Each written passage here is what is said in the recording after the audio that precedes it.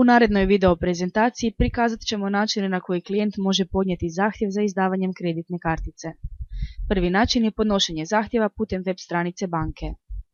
Kada klijent odabere vrstu zahtjeva, otvaraju mu se opisna polja koja mora popuniti kod predaje zahtjeva.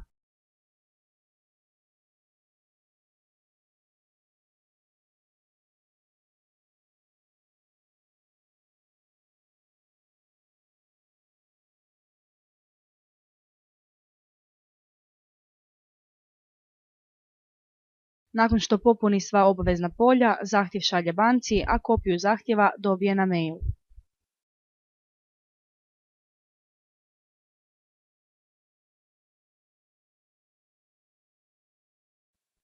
Referent koji radi na obrađivanju zahtjeva može jednostavno povući zahtjev popunjen na webu, pa nema potrebe za prepisivanjem već unesenih podataka.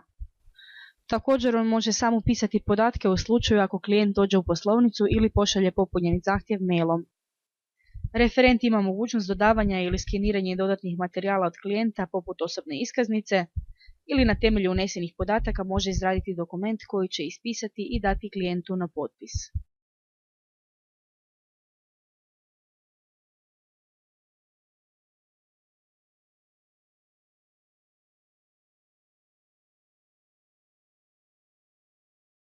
Referent sprema zahtjev u sustav te ga prosljeđuje dalje u odjel prodaje.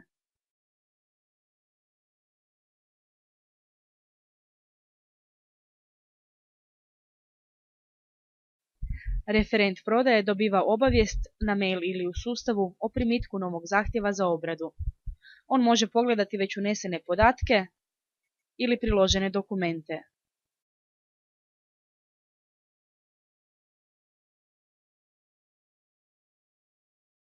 Popunjava obavezna polja i završava zadatak. Referent ne mora brinuti kome dalje ide zahtjev jer ga sustav na temelju unesenih podataka prosljeđuje u odjel rizika, pošto dodatni uvjeti nisu zadovoljeni. Odjel rizika dobije novi zahtjev na obradu. Pri otvaranju forme automatski se prikazuje zahtjev. Referent poziva proceduru koja obavlja radnju izračun skoringa,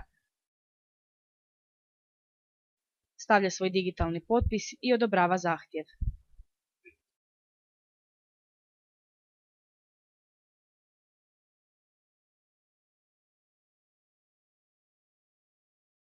Kada klijent dođe u poslovnicu, na potpis ugovora referent pronalazi zahtjev. Može pregledati sve prethodno unesene podatke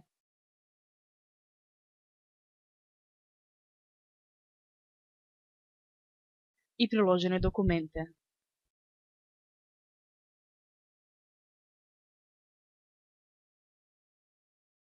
Izrađuje ugovor i daje ga klijentu na potpis.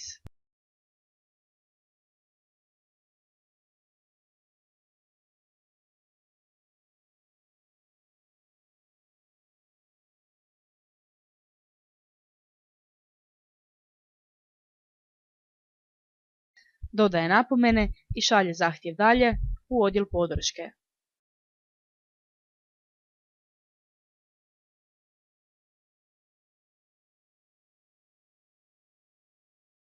Zahtjev odlazi u odjel podrške gdje referent poziva drugu aplikaciju, otvara novu partiju i pridružuje ju zahtjevu. Pošto je samo to bio njegov zadatak, završava ga i šalje dalje u kartični odjel.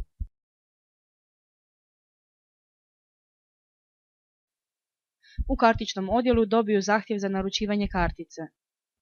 Po zaprimanju kartice mogu je skenirati i dodati u evidenciju.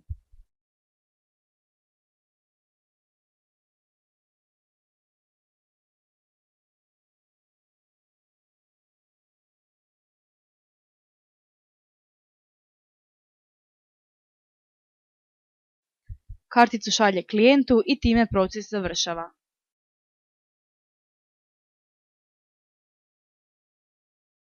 Svaka organizacija je živa i kako se ona mijenja, informacijski sustavi moraju se lako i brzo prilagoditi novonastalim procesima.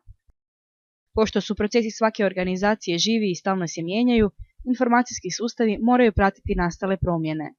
Naš pojednostavljeni proces obrade Mastercard zahtjeva sastojao se od par koraka. Ako u toku optimizacije procesa zaključimo da nam je potreban odjel koji će slati PIN kartice klijentu, mi ga možemo dodati na brzi i jednostavan način, te će on postati sastavni dio našeg optimiziranog procesa.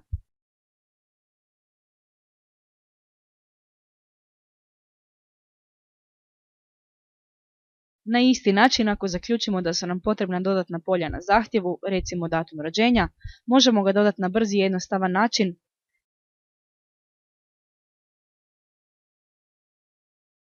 i to dodatno polje postaće sastavni dio našeg novog zahtjeva. InDMS sustav za upravljanje dokumentima i poslovnim procesima pomaže organizacijama holistički sagledati svoje procese koji se zatim mogu optimizirati, poboljšati, ubrzati te pružiti dodatnu vrijednost kako klijentima, tako i samoj organizaciji.